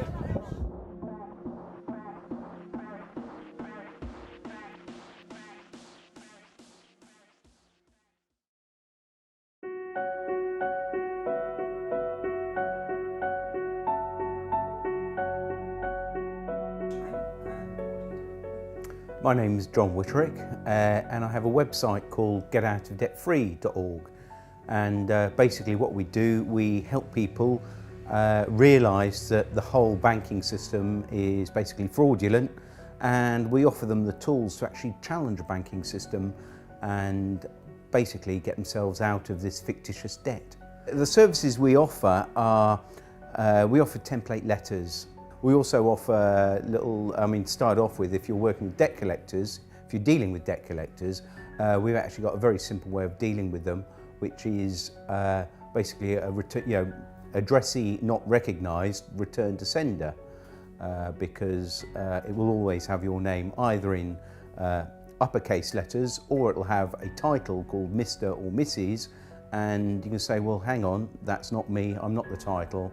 I don't spell my name in uppercase letters, so the addressee is not recognised. So that's one way. The other way we deal with the banking system or debt collectors is basically say, well, where did the money come from, and have I got a valid contract with you? And if I haven't, and if you can't prove that I have, then we are agreed to the following terms. And we send out a series of letters about 10 days apart. So, but it's, it tends to prove to be very successful. What it was, I used the method myself quite a few years ago, and was astounded how easily that actually these companies just gave up. And so all I did, I got a website together and actually shared this information. GetOutOfDebtFree.org is a site that has been set up to help people dealing with the agony of debt. And the template letters just need you to adjust a few details and they're ready to go. Get Out of Debt Free has already helped thousands of people to get out of debt, and the combined amount of money saved so far is over £12 million. And that's just from the people who have reported their success to the site. The forum is a large part of the site and is broken down into different sections such as bailiffs, debt collectors, credit card companies, etc. It is full of people who will fall over themselves to help you, and with a wealth of knowledge and experience that will make sure you are not alone. So the important thing is that you have to keep hitting the ball back in the net. What you're doing, whatever they send you, you have to reply to it and send it back. Now, after you've sent them the 3 letters, also what's included in the letters are a fee schedule. And the fee schedule says, well, look, every time you send me a letter, if we can't agree, if you can't prove that I owe you anything, then we're going to agree to the following terms. And, you don't call me anymore. And if you do, it's going to cost you this much. And every time I have to write a letter to you, it's going to cost you this much. So what you do, you send them the fee schedule. And of course, if they do send you anything or contact you, you then start totting it up. And after a while, what you do, you send them an invoice. And if they don't pay the invoice, you can then get onto the small claims court online and actually start, pursuing them for the money. So, what you've got to think is the only power they have over us is fear. Now, when the fear goes and you start challenging them, do you think they really want to deal with you if you're going to be invoicing when there's all these people go, oh, like I was, really nervous, and they're going, oh, right, well, I should owe them some money to get to the stage where, no, hang on, mate, you've actually sent me 3 letters. I actually charge £500 a letter now, that's 1,500 quid, plus the 2 phone calls at £100, so we're up to about 1,800 quid. So, basically, when are you going to pay? How are you going to pay? Debt collectors, really, the common term that's used for them is a third-party intervener, which is you have an arrangement, or you had an arrangement with an organisation. Because that organisation have contracted with a third party, which is the debt collector, there's some implication that you have to deal with them. You don't. Nobody has any, you have no obligation to deal with them whatsoever, and they know it really. It doesn't matter how well they've been empowered by their company, you have no need to deal with them whatsoever. And as long as you're firm and clear about that from outset, then your relationship should go a little bit smoother. The other thing I would say is, first of all, in any interaction with any debt collector, at your first communication, let them know that you don't want to have anything to do with them for whatever motives or morals or ethics you feel. But also let them know that any future time they take of yours will be charged, and let them know that that is the terms of your engagement with them, and you can set your charges as you see fit.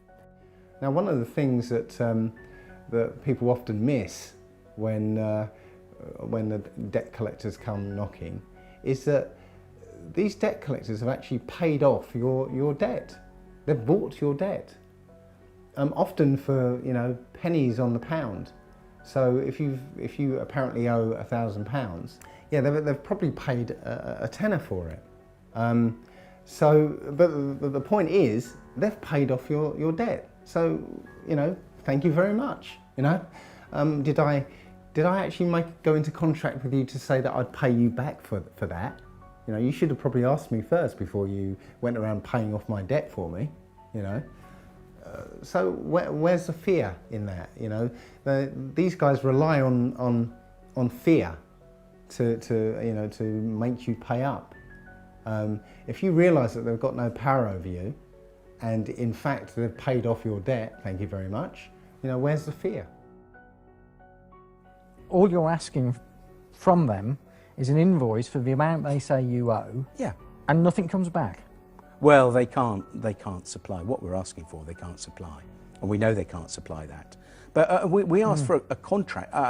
We also use contract law because that goes back years, and it's how we would deal with each other. But we say, can you give us a copy of the contract signed by both parties?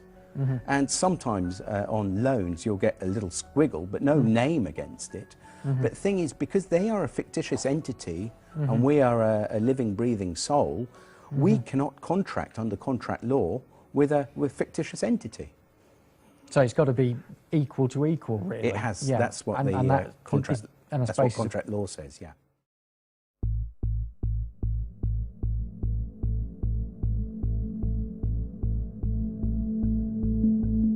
Debt collectors have no rights of entry.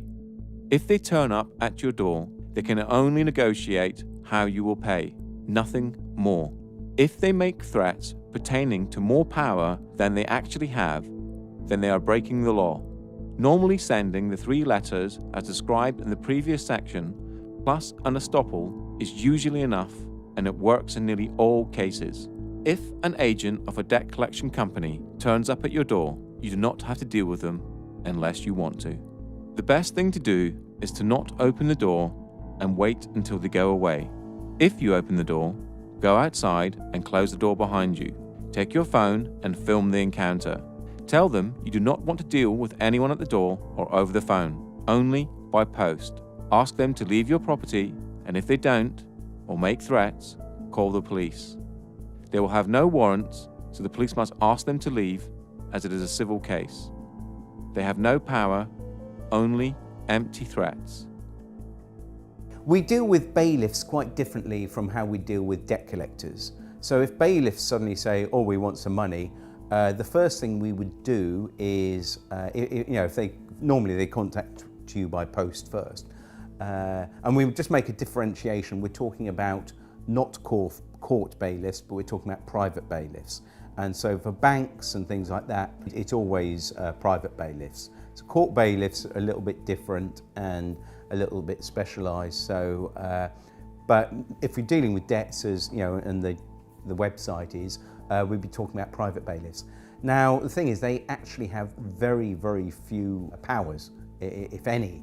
So the first thing you do, you send them a removal of implied rights of access. So you send them a document you can download off the website, which removes their implied rights of access. Now, what you're doing, you're removing that common law right from the bailiff to be on your property, which means that as soon as he sets foot on your property, then he's committing a trespass, which you can then sue him for. So you make that very clear to him. You can then put that notice on the door or on a window so that it's visible when they actually come onto your property. That's the first thing you do.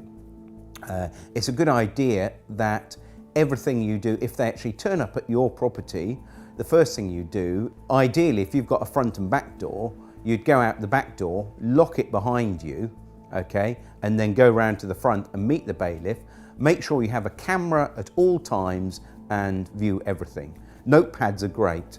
If you have a notepad and a pen as well, if there's 2 of you, one with a notepad and a pen, another with a camera, it automatically you're watching them. They realise they're being challenged, and that they can't push you about if you're recording everything, and you're well within your rights to do this.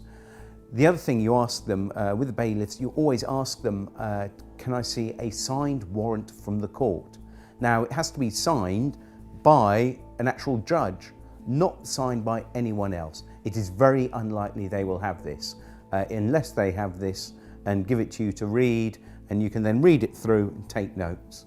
But you can then say, right, I then want to contact the court and actually ensure that this person that signed it is in fact who they say it is. Otherwise you're here under false pretenses, and this is fraudulent.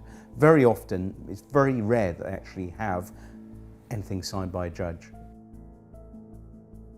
So gentlemen, there's bailiffs on the doorstep, the concept of illegal debts, and how you actually deal with them when they're on your doorstep. So who'd like to take that? After that. Well, first thing you've got to understand is that the standard bailiffs have no power whatsoever. They will tell you they can come in your property whenever they want and remove property. They cannot. They're like vampires. You have to allow them in once.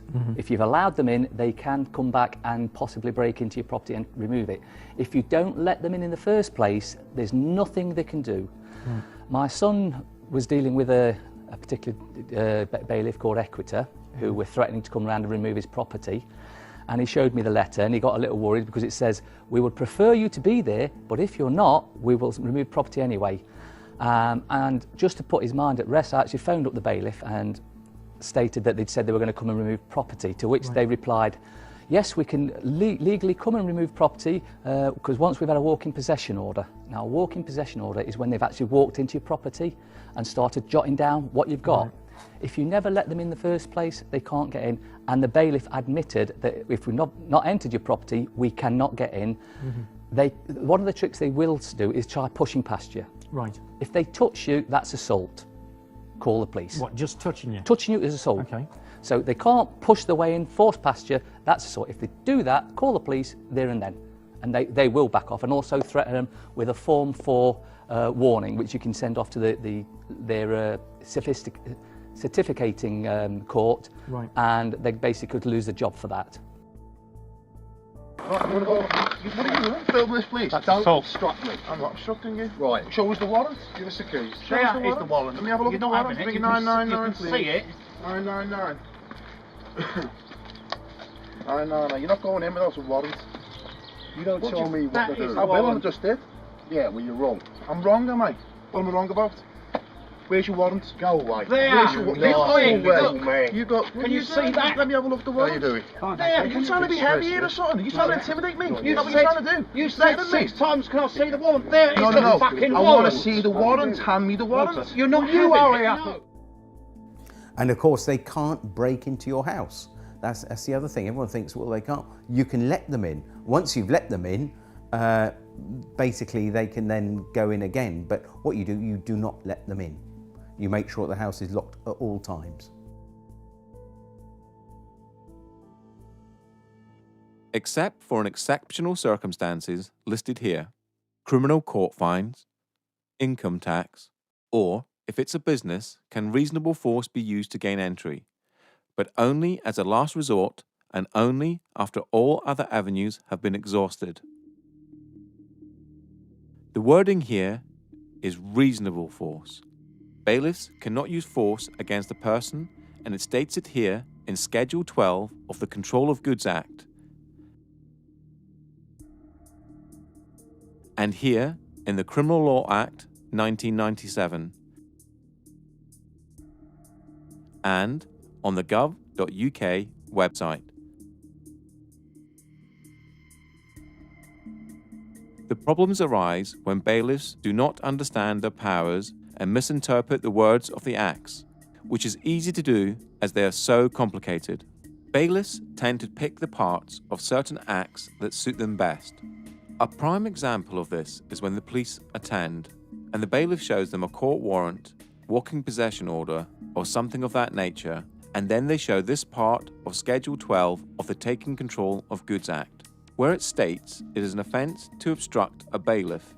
The police will state that they are there to prevent a breach of the peace, and if you obstruct the bailiff, they will arrest you to prevent that breach of the peace.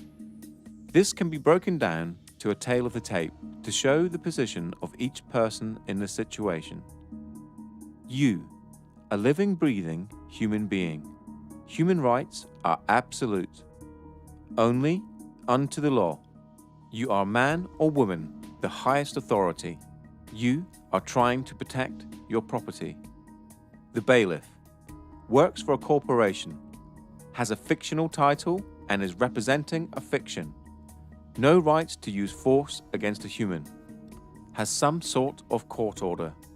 The police officer is a public servant. You are the public and the bailiff is not. They are there to prevent a breach of the peace.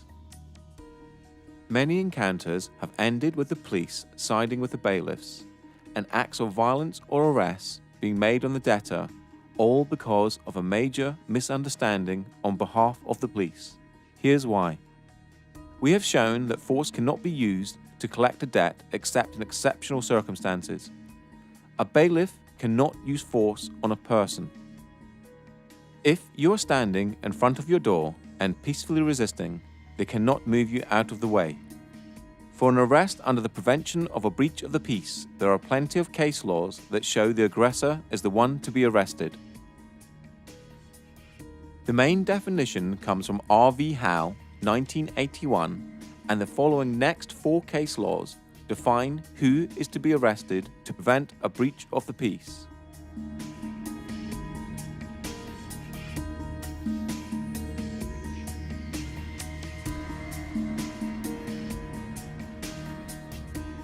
You cannot be obstructing a bailiff from his duties, as using force on a human is not his duty. It seems trivial, but the law allows you to peacefully resist the possession of your home or property. If the bailiff is there for a debt or a non-criminal fine, such as a speeding ticket or parking ticket, then it is a civil matter and the police must be impartial no matter what the paperwork says. R.V. Howe, 1981, and Bibby v. Chief Constable of Essex Police, 2004, are now held as the authority for defining a breach of the peace.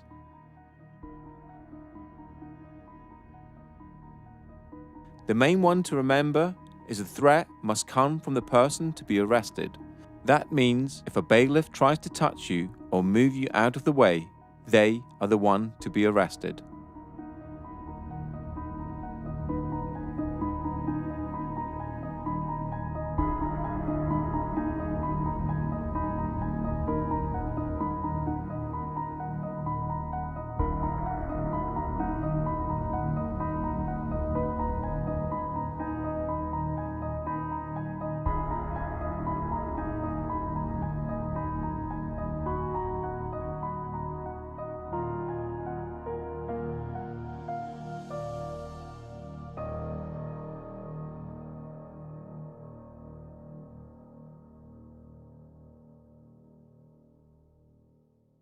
I'm talking to you. I'll help you up in court, mate.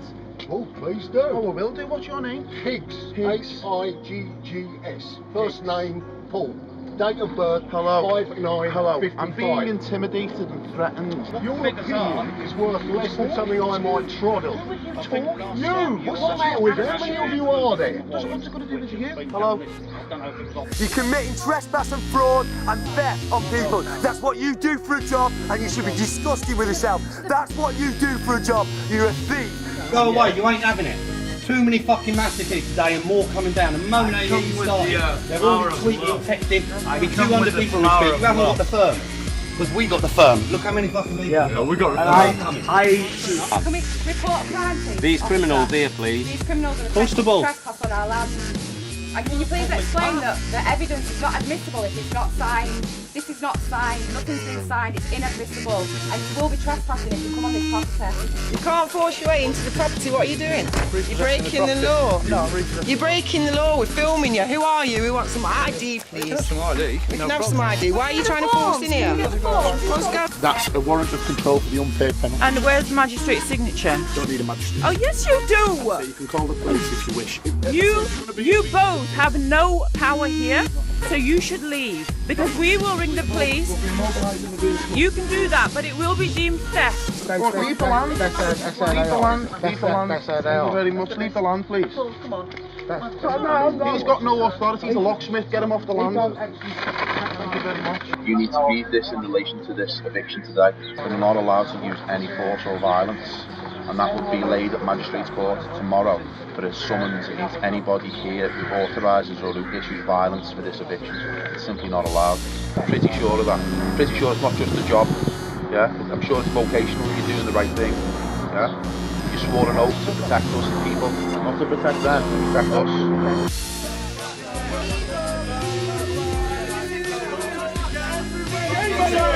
This is going to happen wherever you guys go from now on. You people need to really think about what you're doing, please, before it's too late. And don't be arrogant, Mr. Koresh. You really have got a problem there.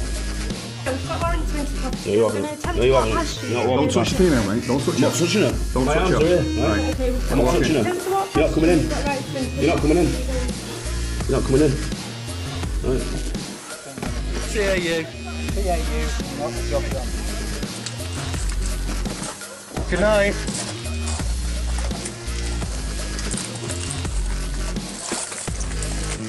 The law. It's a criminal. It's a trespass. Caught by this. It's refusing to request a name. By a sergeant. So I briefly Thank you very much, constables. Absolutely, you're going to be heroes online. Absolute heroes. Well done. Absolutely amazing work. You've just made history in this country. You've just made history in this country.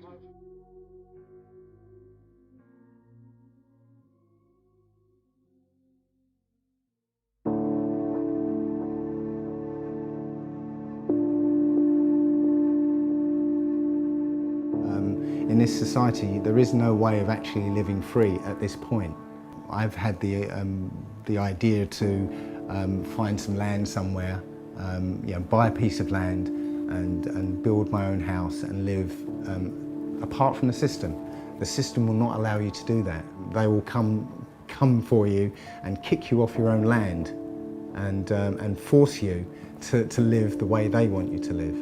What I feel is quite important is people need to get educated. People need to start waking up and realise what's going on around them.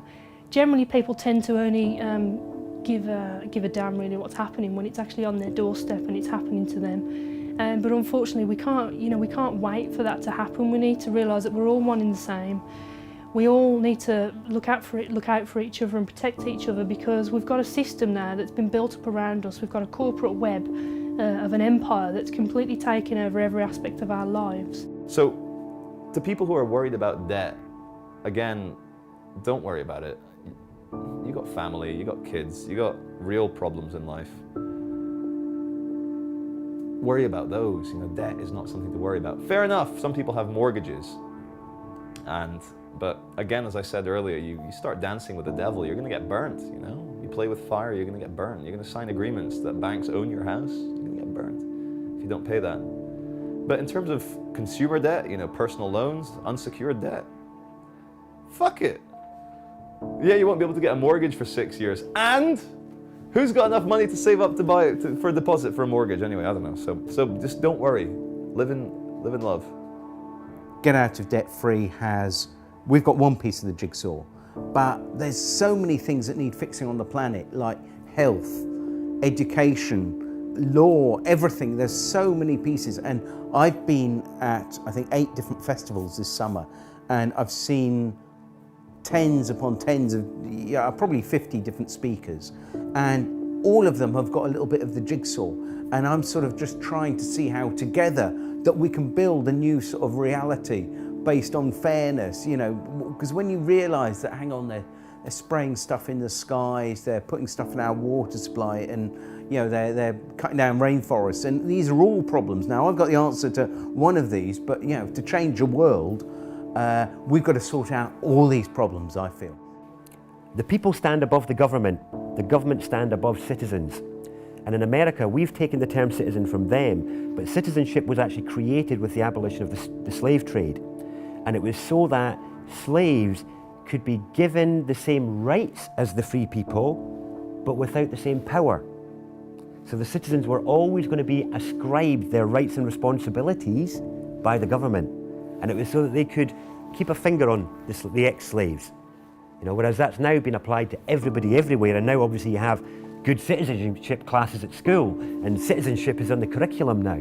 So all this is being not brought in for us, it's been brought in for a couple of generations' time, when it's totally normalised that everyone is a citizen who only has rights and responsibilities because the government gave them to them. And the standing as the people will be long forgotten by them. The sadness of this is that there is a lot of people out there that are involved in the commercial construct and are doing things every single day for one reason, that's basically to survive. So they have to go to work every single day and know that what they're doing is not moral.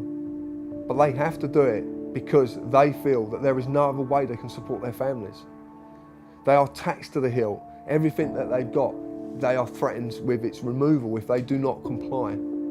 That's a very, very sad situation, because that means that the human being is being controlled by a construct and can't escape that construct. And it gets worse day in, day out. They want a way out. Ignorance is our fault. Not being up to speed with what's going on is our responsibility. We're giving our power away to people who are using it against us. People need to understand. People need to wake up to what's really, really going on before it's too late. And stop looking at the mainstream media Stop looking at the mainstream newspapers. Start looking at some information that's real and is relevant, because otherwise we're all going to be microchipped, we're all going to be controlled. We can barely do anything now, having to ask the government for permission to protest against the government. Our freedoms are being taken away by the day, and people are not noticing because they're being distracted with other things, from religions, from TVs, from celebrity gossip. We need to be adult about it, we need to open our eyes, and we need to really, really see what's happening. Otherwise, we're going to be in the middle of this new world order, this complete one system of control, and we're all just going to be barcodes. And that's the way it's going, and that is the true reality of the world that we're living in at the moment. 5 years ago, when I was looking for letters to actually send to the banks, there was nothing on the internet. Nobody was like talking about this, apart from Mary Elizabeth Croft, who I based our letters on. And I thought, oh, this is wonderful. And I was thinking there must be template letters out there for, after the book that she'd written. There was nothing. Now we've got websites and forums and loads of different letters out there for dealing with banks and debt collectors. So that's how far in the last 5 years consciousness has shifted. People are waking up. Now when we hit the 100th monkey effect, that's when everyone wakes up. It's like a new film that's like no one has heard of, and then suddenly it breaks through and everyone's talking about it. And I feel that people suddenly realise, my goodness, we've been had by the banks, the governments and the corporations. And with endless war, with endless poverty, and keeping us on that treadmill.